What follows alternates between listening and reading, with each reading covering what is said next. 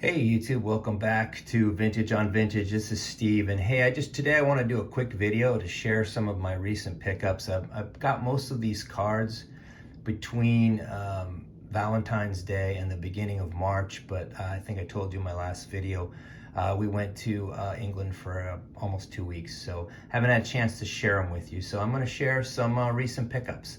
The first card I'm going to share with you is the Valentine's present my wife gave me. So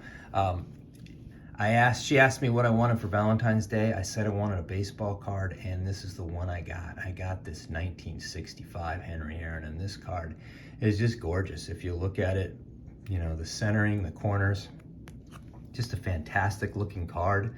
Coloring on the back looks pretty solid, but love this card. I've fallen in love with the 65 set. Needed this Henry Aaron to help with my Aaron run, and this one will be going into SGC soon, but this was a great present for my wife, so wanted to share that with you. Then my wife had gone out to visit a couple of her friends in Alabama the week and a half before we went away on our trip, and I took that chance to go visit a couple card stores. So I visited a new card store that was, they didn't have a whole lot of vintage, but what they did have was one box full of it. And I picked out 6 cards that I paid $10 for. So I paid $1.60 for these cards. And the first one is this Ralph Kiner card. And this card, it's beat up, but I gotta tell you, I love it. I paid $1.67 for this card. I don't have a Ralph Kiner card in my collection. You know, it does have a wrinkle, but this one just needed a home, and now it's found one. So love that card. I also picked up this Frank Howard card, a 1970 Frank Howard. And, you know, I had this card as a kid, and I can't find it anymore. I've looked through my collections. I just did a profile on Frank Howard, and I couldn't find this card. So I saw this in there, and I picked it up.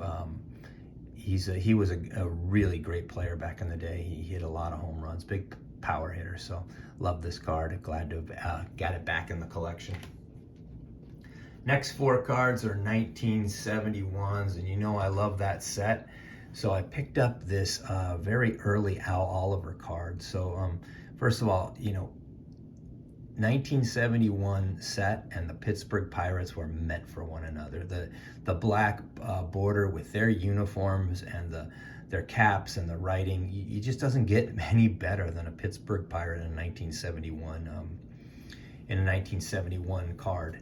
But Oliver, you know, he's another great player who, you know, I think he ended up with 2,700 base hits. If it wasn't for collusion, he might have gotten to 3,000 base hits. He could have, if he got into 3,000 base hits, he would have probably been a shoo-in for the Hall of Fame. So early Al Oliver, glad to pick that one up. The next 3 were all Hall of Famers. Picked up this Jim Cotton, and I didn't have a Jim Cotton in my collection. This one's in really good shape. You know, once again, I picked these cards up for less than $2 a pop, so I'm really excited to pick up this Jim Cotton and put it into my 1971 card set. And then the last 2, I have these cards, but I'm never going to pass on a Ted Simmons rookie card. This is a really decent centered card, you know, and in pretty good shape. A little bit of chipping in the corners, but you know, all said, this is a really nice Ted Simmons rookie card that at $2 a card I will pick up all day long. And then the last one I picked up was Burt Blyleven. I have a few of these already, but this one once again is in really good shape. Pretty well centered.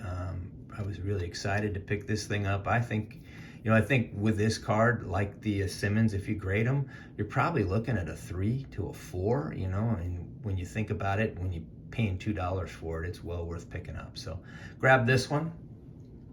And then that very same day, I went to my local LCS and picked up 4 more cards. And the first one I grabbed was this 1969 Tony Oliva. I like the 69 set. This isn't, you know, by any means one of his more valuable cards, but I thought it was a really well centered, some crisp corners, beautiful picture. I'm a big Tony Oliva fan. I was glad to see him get into the Hall, so grab that one. And then I picked up a couple 1970s. The first one was Steve Carlton, and this card's in really good shape. Pretty well centered, some crisp corners, but you know, I believe Steve Carlton is one of the more underrated superstars to ever play the game. You know, he dominated in the 70s, yet he just doesn't get enough love in the community around for either for his card prices and for how great a player he was. But big fan of Steve Carlton's, so added this one into the collection. I'm excited.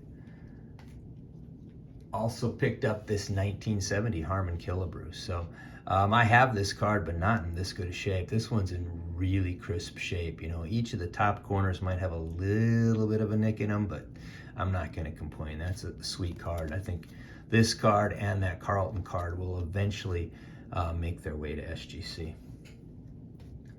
And the last card I picked up was this 1965 Willie McCovey. I told you I've fallen in love with this set.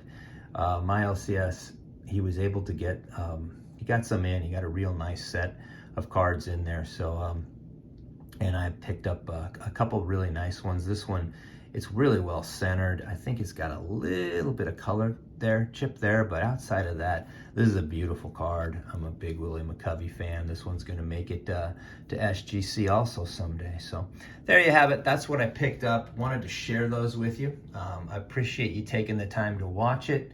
Let me know how you think I did. I appreciate it. Thanks. Take care. Keep collecting. Stay safe.